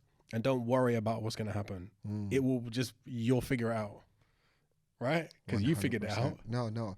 Like, bruh, I'm just like, I'm fucking dazed by you, man. I'm just like, I love how, you know, you have just sort of, I mean, if there's any ability to self-teach, like for me, I respect, especially because you didn't even go to university, and that you had all of these, like at least I had a job that the standards were very high at a high company that required me to show up you have just fucking carved out. Yeah. Fucking hell, man. You have carved out from just a relentless belief in self, but also, you know, one of the things that everybody says about you is just you're always willing to share, which is such a nice thing, right? You're always willing to share something with people, you know, which is such a positive. And I think that's where that's where the abundance mindset comes in play. Sharing. That ultimately means that you continue to receive in that sort of focus. But yeah, bro, you're right in that there's no, like, you're never ready for anything there's never a good time. There's just never a good time. Risk and uncertainty go hand in hand. Like, and what is growing? Growing is facing uncertainty. 100%. Do you know what I mean? Like, I used to believe success means achieving, making this amount of money, having this possession, doing this, doing that. And now I realize success is actually anytime I take action towards a goal, anytime I face fear, anytime I face uncertainty, anytime I feel scared, but I just do it anyway. Yes. That is what success really is deep down. I love that. And I'm having to try to condition my mind to that because I'm so driven by wanting to achieve goals and targets. I lose sight sometimes of, doesn't matter even if you hit the target, you tried something and as you know, you fail constantly all the time in business, but you fail, and then you get a big win, and then you grow from all that failure, which is never a failure. It's just pure lessons if you internalize it in the right way. 100%. Do you know what I mean? 100%. And then people will come to you with opportunities, and you may not think you're ready, but you should always just say yes, because those opportunities make you grow even more. And I'm realizing that in life. People come in and say, Kaye, can I help you with this? These guys who are doing some videos with me now, do you know what I mean? Helping me sell high ticket items that I didn't believe I could sell. Now I'm selling them. Why? Because they told me, why are you not selling your things for this much? And I'm like, why am I not selling them things? I didn't really believe I could. Then boom, you make sales and you're like, what the fuck have I been doing? But it's about letting people come into your life like that, like those guys who came on board with you, and just opening your mind and 100%. and just trying something different. And those guys obviously gave that for you, right? They came in and they was like, here's 10 G's. And you're like, oh shit, wow, okay. Now what does that belief tell you? Like, I know now you're trying to, for the next phase of your business, because you've raised money before, when you start something bigger again, you're going to go probably get $1 million, 2 mil. I mean, the possibility is infinite. And once you recognize that, it's what you expose yourself to. The more you're exposed to wealthy, high-performing individuals, the easier it is for you to access capital in that kind of way, because it really is not about those things. The reasons why people invest in people, realistically, of course it's not fair in when you look at it, when you think about how many black people specifically get investment compared to, our Caucasian counterparts. You recognize that there's all these limits that are set. There are all these guardrails, but you can never allow those guardrails to stop you from sort of pursuing with relentless focus and a commitment to succeeding at what you're trying to do. This is my point. Because at the end of the day, you will get to a point where, as long as you don't give up on it, it doesn't matter your color, it doesn't matter your race, it doesn't matter your age. Nothing matters. If you have a goal that you want to achieve and you go for it, you are going to get there. And investors, whether they're white, whether they're Asian, whether they're black, money doesn't care about any of this stuff. If someone sees that you could make an idea come true, start a business that could work, you're going to get the funding. You will get the investment. So for anyone who thinks, oh, maybe I'm too young, or maybe I'm too old, or maybe I don't know, maybe some people may think because I'm black and I know statistically it can be more difficult, but don't hold that story. It doesn't matter. No, you're not a victim. You're not a victim. You're not a a victim. You're not a victim. And let it drive you. Yeah, you're not a victim. You can't start from a victim mentality. I've never allowed that to sort of hold me back from trying to pursue whatever it is, and I think that's the most important thing, right? And that's what that's what I'm saying.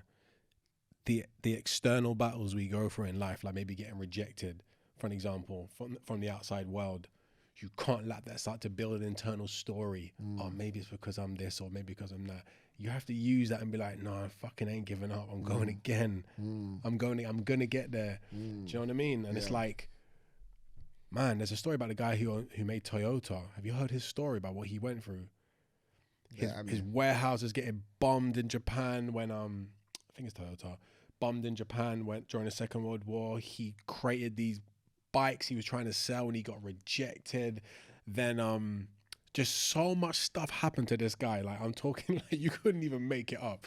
And this guy was just like, he kept going.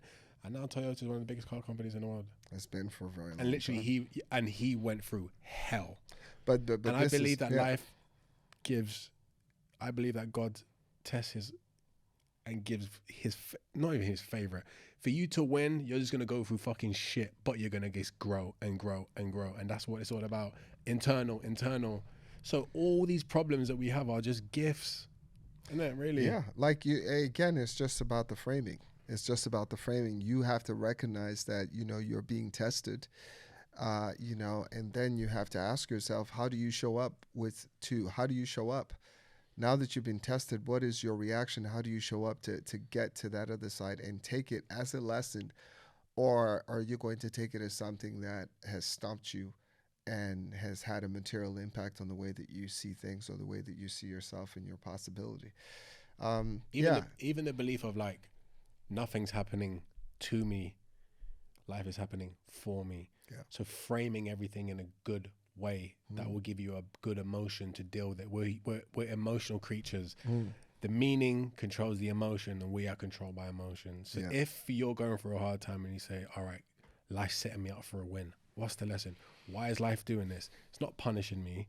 Life's trying to make me grow. How do I grow from this? I'm going to grow from this. I'm going to overcome from this. Now your brain is going to find the way all the time. You're not going to give up from there. No. But if you say, why is this happening to me? If you ask the wrong questions, you're going to go deep down. 100%. The rabbit hole. You're going to go down the rabbit hole. Yeah, 100%. A rabbit hole of failure, relentlessly. Yeah. So how do you handle and view problems? And in fact, I just wanted to ask, you never said, what happened with the girl? Nothing. We just broke up, but I realized that. But that's what I've learned in life. Did you break up after Bali? Or was it that trip that triggered it? Nah, shortly after. It didn't last very long. Yeah. But this is what I'm saying. What I've realized. You're a lover boy, though. But listen, what I realize in life, what I realize in life is... Look at him. He doesn't want to go soft. He doesn't want to get soft. What I realize in life is that everyone comes into your life to teach you a lesson. Yeah. And that woman at that time was my gift because it propelled me in life. Do you know what I mean? And people come in your life, you have relationships with people, you break up, it doesn't work out. And you should never say, why did that happen? I shouldn't have been with that person. No, life gave you that person for you to learn the lessons. If you don't learn the lessons, you're going to keep attracting the same types of people in relationships. That's why people go in them cycles where they're I keep attracting this type of man. Why can't I get this type of man? Or I keep attracting this type of woman because life's trying to show you, say, hello, I'm trying to show you something and you're not seeing. No, so for me, it's even more than that. You're delegating, you're passing on, you're failing to accept your responsibility in a situation. I believe, again, this is, don't try and change the world, change yourself. When you find yourself in a relationship or, you got to remember that you also chose that person. Why did you choose that person? Was it your, and they might have done some things that might have alerted you to be like, I don't really like the spirit that I'm fucking feeling right now about this person or whatever the situation. But, maybe it was you were in a vanity phase. She's a hot girl, but she doesn't have any of those things that you value that allows you to change or grow. Again, it's that coming back to that point as to how am I, what lesson, what did I do to allow this to happen? Right? Does that make sense? Because there's nothing exists in a vacuum. There's always cause and effect.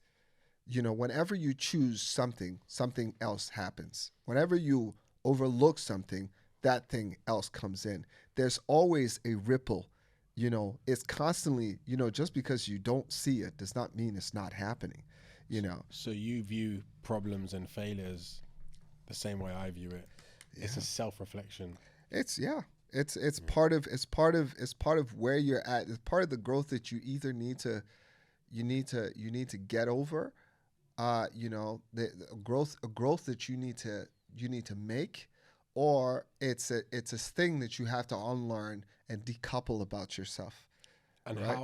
How has that helped you change what, like you lead quite a big team in your business. So like how has what you've now understood about internally understanding problems and failures, and then how do you take that into being a leader now in your business compared to when you first started? I think leadership is all about inspiring people to just inspiring people. Like there are different types of leaders, there are operators that are leaders, there are inspirational leaders. I think that I'm more of an inspirational leader. I'm not really an operator. So from that perspective, I believe in accountability, I believe in trust. I believe in respect. And that's one of the things that I always try and sort of encourage my team is to care enough about each other uh, that they hold each other accountable. That piece, that I care about you so much that I'm not going to let you be an idiot. I'm not going to let you perform badly. I'm not going to let you, represent the company in a way that is not in line with the way that the standards that we all want to be a part of. And accountability is such an important part of it, because once you start taking accountability for your own life and your decisions and those types of things, and you stop making excuses, and don't get me wrong, it's super important to understand that there are a lot of things that are outside your sphere of control. But you come back to that position is what is within my sphere of control. Yeah. If I didn't know this stuff and it happened, now I know it. What am I going to do differently? It's about just making sure that, you are going through that process of just constantly learning, creating, pushing forward, going through the uncomfortable, searching for the unknown, get there, know it. Some of it might suit you, some of it might not suit you, and then you keep moving forward. But that from a leadership perspective, I think that is a core sort of principle that I kind of just recognize. Again, that's how I operate within my sphere of control. What I recognize about my strengths and my weaknesses. For example, when I tried to be an operator, I realized I was not good at it. So I hired people to do those things. I tried it for so long and kept realizing I was just not. You have so to have to work on your strengths. Yeah, don't be delusional. And have to So don't be delusional. Don't try and be everything to everybody. You can't. The biggest thing I've learned about business is teamwork. Yeah. When you have a team, you can scale and you can get bigger. And when you're by yourself, you can't, because there's certain things that you're naturally not good at. Yeah. And that's okay. Yeah. And you just have not to work. only you're not good at it, you're not interested in it. There's a lot of different things. And some people are interested in what you're not good at. Yeah. And I found with leadership, I'm just trying to get the best out of people, never put people down, but build them up and make them believe, even if they don't see themselves as being better than where they are, you have to tell them, pull your shit together, because you're not performing at this level as where you should be. And if you do that, if you criticize people in that way, they will respect what you say, because how can someone be angry with you or feel like you've disrespected them if you tell them you're much better than what you're doing and you're not performing to your level? Then straight away they look at you and think, wow, he sees something in me that I don't even see in myself. And now they start to look at you and think, oh, now they walk away and think, am I not being as good as I should be? Am I not performing to my standard? And that's how you lift people up, so you can make them realize that they're underperforming to their level, even if they don't believe that they have another level. Or maybe you don't even know if they have another level, but you just make up a higher level and they'll just believe in this, and then everyone just can go up. I would agree with that to a certain extent, but I will just push back on the reality that you can inspire people to do more than they want to do.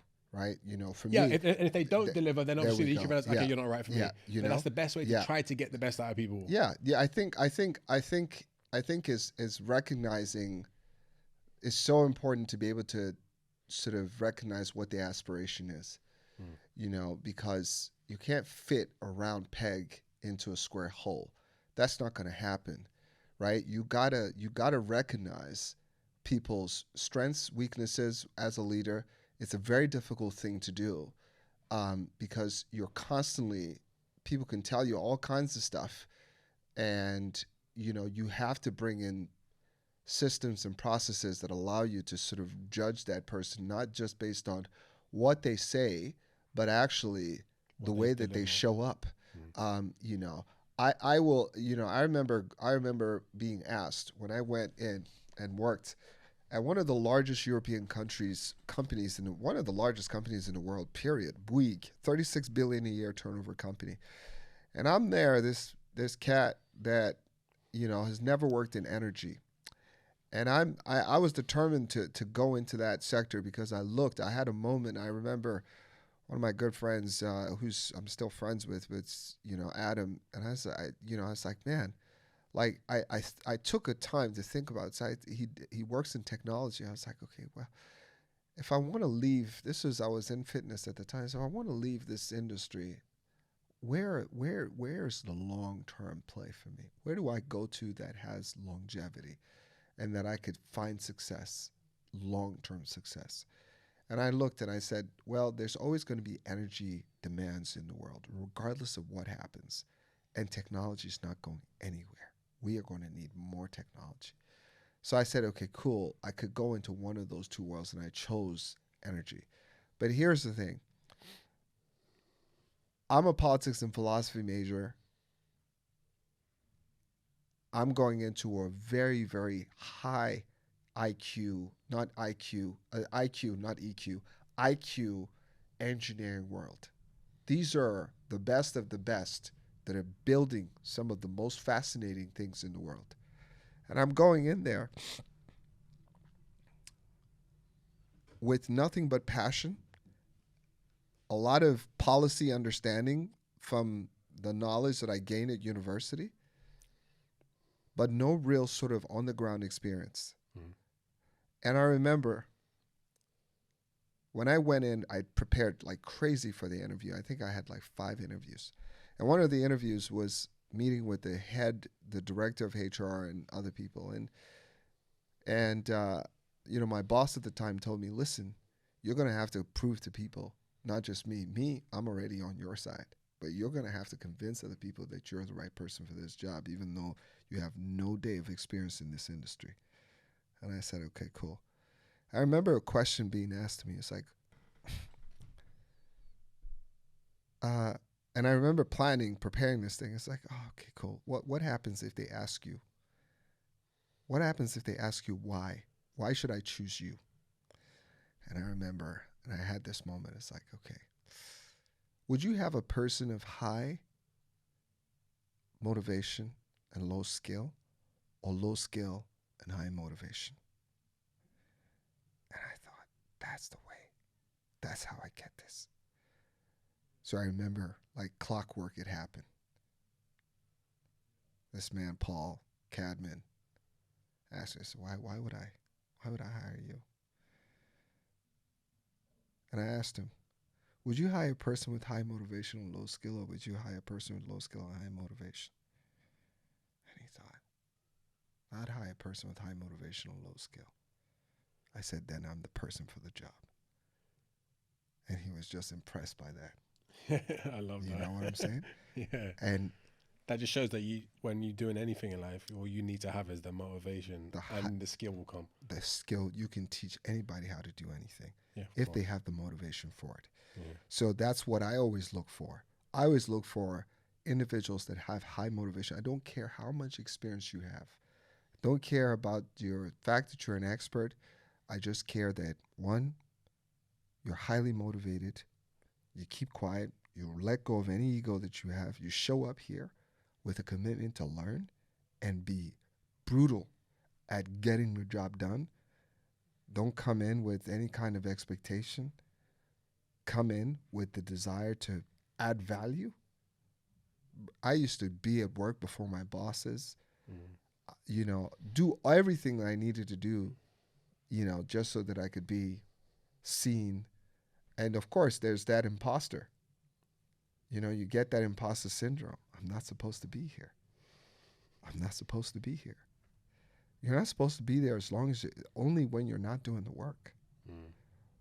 But once you realize that every other person in that room and any other person that got there or in the position that they got to also was not supposed to be there initially. Everyone has that feeling. Was not supposed to be there. Yeah, you're all like, this is that's another powerful thing, is understanding that it's all about perceived value. It's the perceived value that people buy into until they get to the real point of value and they see, oh, okay, this is what you can really bring to the table. But if you're not able to help them see what your potential is, that's on you. Yeah, I totally agree. So, future plans and desires. Hmm. Where do you see yourself in 10 years? How does it look like to you? Oh man, that's a great fucking question. Jeez. Ah, Cayenne. 10 years. I want to be fucking retired, bro. In 10 years, I want to be retired, working only as a consultant for a small group of individuals that I feel are providing maximum value in what they do for the world. Um, I want to work only 6 months in a year. And 6 other months in the year, I'm with family, friends, and doing sort of work, pouring back into communities, teaching young kids, you know, encouraging and empowering people to be the best versions of themselves. I want in 10 years my self-mastery to have been so fucking profound that That's exactly what my goals I are. could almost be a preacher. That's what my goals are, yeah, same thing. I could almost be a preacher. It's like, Jesus, he's unlocking. He's fucking healing people with his words. And yeah, unlocking potentials, yeah. And how have your desires and goals changed compared to when you first started in business? Oh, man. You know, in business, one of the things that nobody tells you in business is just how hard it's going to be. You know, you have all these dreams and all these aspirations, and you're just like, yeah, I'm just gonna go get this done. Rah! Woo! You know, you are so pumped and you're so naive because you are trying to change the world. But when you realize that actually you can't change the world, you can only change yourself, you start to realize, this is where I've been going wrong. So Yeah, I think my biggest realization, the biggest mindset change for me, of course, is, you know, my aspirations for the brand and where we want to go and stuff like that has not really changed much. It's just recognizing actually why it needs to exist and what scale does it needs to exist at versus, you know, numbers for the sake of numbers. It's more about the impact that it's having. And if it's having a significant impact and reaching people further than I ever anticipated, then it's doing the job. And then my time is done. Yeah. And what? How about you? Yeah, for me now, my goals are based on how much can I grow, how much I want to scale my business and serve more people and add more value and learn more stuff. Is now more about me just testing myself and seeing how far I can stretch my imagination and seeing what I can create. Do you know what I'm saying? And that's now my goal. And then as I learn, just share it with everyone and just try to help as many people as I can as well. When I was, most of my life has always been around, I want to make this amount of money, I want to achieve this, I want to live like this. And it was all about me. And I'm realizing that I was never really fulfilling, because even when I got what I wanted, it was never like... It's never enough. Never enough. So, okay, so I can't chase money. I can't chase this view of what success means and how I'm perceiving myself. All right, cool. I've got to add value. I've got to give. I've got to serve. When I die, what kind of legacy do I leave behind? What do people say about me when I'm gone? Does no one know who I am, or what do I do? So now it's like becoming a deeper why behind what I want to do, which is great. Love that. And what would 3 lessons that you would tell your younger self from what you've learned? 3 lessons you would tell your younger self from what you've learned so far in this journey. 3 lessons I'll tell my younger self.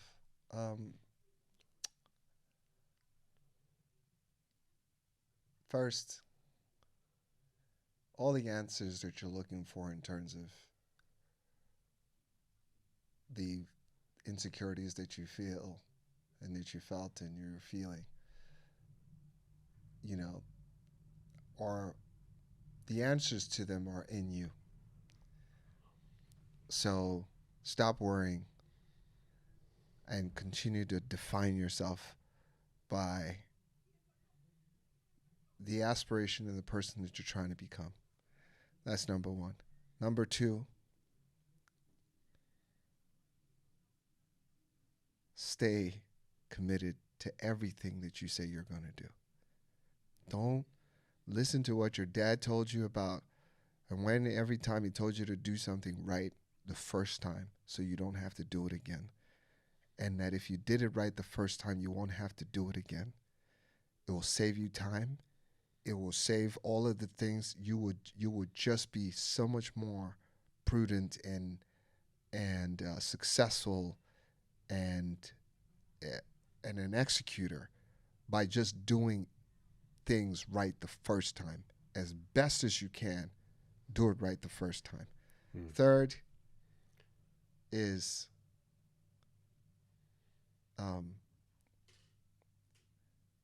when you ask for something, when you ask for anything, especially that is associated to you feeling good about yourself, success, and all of those things, that also comes with really tough times, painful moments, because on the other side of that success and that growth that you're looking for is a shit ton of pain. So don't be afraid of that pain. Walk towards it, recognizing that that is what you have to do to get to that point. 3 lessons. All right. Last but not least, what advice would you give to your future self? One piece of advice. Jeez. Future self, Ross Clark, this guy. What's the one piece of advice you give to your future self? The one piece of advice I'll give to my future self. Great question. Give me a second here. I think I'll tell myself there's nothing to fear. that's a good one. I think I'm already past that. Like everything you worry about is not like you can just handle anything. Yeah. I think the best advice I'll give my future self is,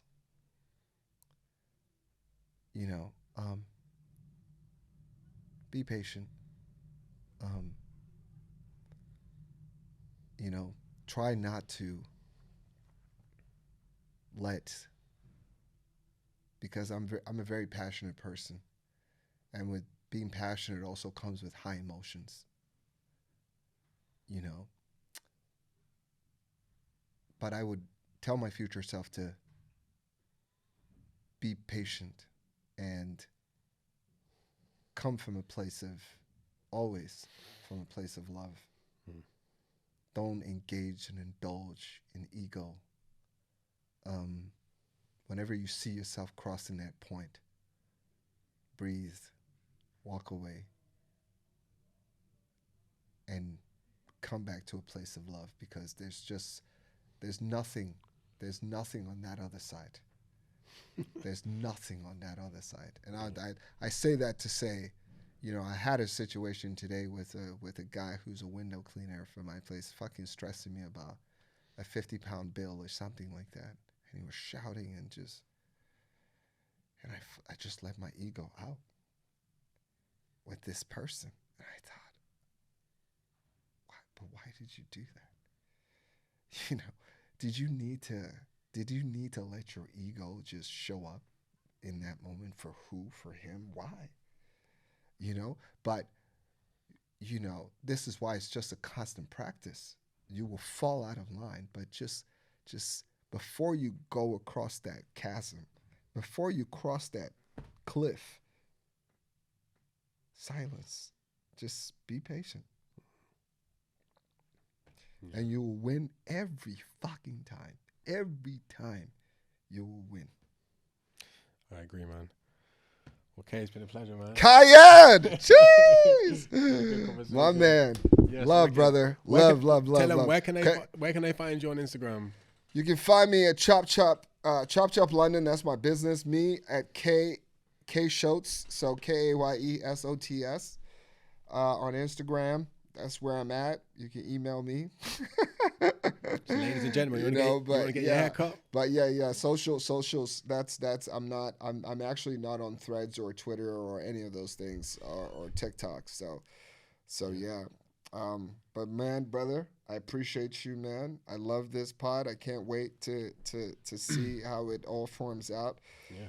I'm glad to be your first guest. Yeah. Hopefully not the last time I'll be here. So maybe we'll do episode 100 episode celebration, yes, and you're 100%. Going to bring back some of your OG guests. You know. Thank you, bro. Love, man. Love. And I'm inspired by you, man. Again, everything that you represent, the work that you do, the focus that you place on yourself every single day to continue to be better at what you do. The fact that you are not, the fact that I love the fact that I now understand a lot more about you, because having an athlete mindset is not something that a lot of people can do. Like it's relentless. It is painful. It's almost it is entrepreneurial in its essence, because you're working towards something that there's no guarantee you're going to get there. But you are dedicating every day of your life to perfecting a skill, working at that thing again and again and again and again and again. Even when you're tired, even when you're frustrated, even when you're working through injuries, you're doing all of it. It's incredible. So, your story is beautiful, bro. Appreciate you, bro, man. Thank you very much. Till next time. Really.